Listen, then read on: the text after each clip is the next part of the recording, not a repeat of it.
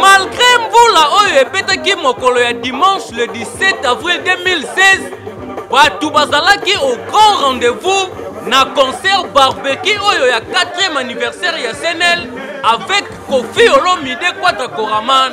Mutu nyonso asombaki billet na ye ya 10 000 francs. Engouement oyo bozali komona awa ya kosakana te. Batu nyonso bayaki na concert barbecue oyo tika na yebisa bino barespectaki mot d'ordre oyo epesamaki bling bling oluki place ya kotya bleu, oluki place ya kotya rouge. Et bongo côté ya sécurité mukumbusu nde azalaki wana na la police congolaise, sécurité azalaki makasi.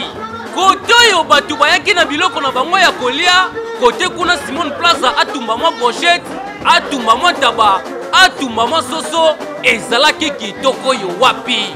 Esengeli koyeba ke na concert barbecue oyo comme prévu, concours de danse selfie esalemaki awa, des groupes ne bazalaki retenir oyo bakozwa soutien total ya SNL. Enlever les rideaux et esalemaki epai ya Romelov oyo ayemba nzembo ya SNL ezalaki kitoko.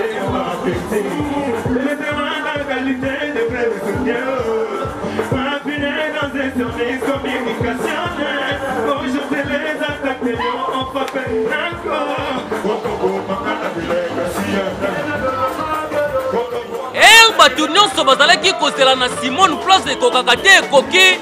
Groupe Quartier Latin mobima bakoti Cindy Leker na Quadra Koraman Kofi Olomide eyindaki mabe oyo wapi.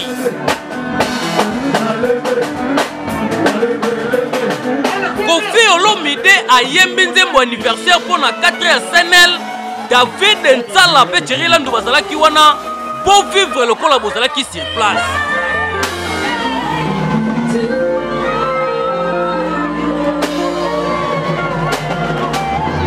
Ambiance continuait toujours na concert barbecue oyo. Kofi Olomide abengi mapipo, apesi ye micro, mapipo yeyo.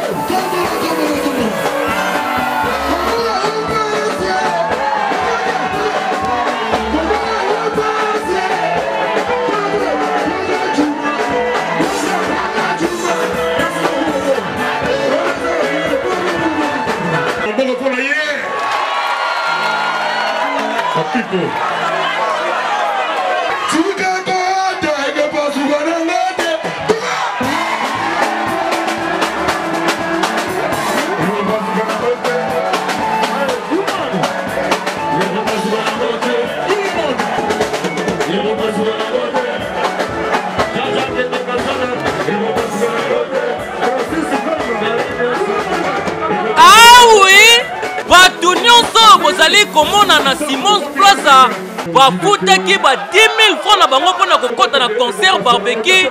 Bango balobi jaja batika balio ya communication bayaki pona kosoutenir bango, bakozala toujours na bango. SNL 4 yango yo ezali kokende se kokende très cher. Eke yo oui.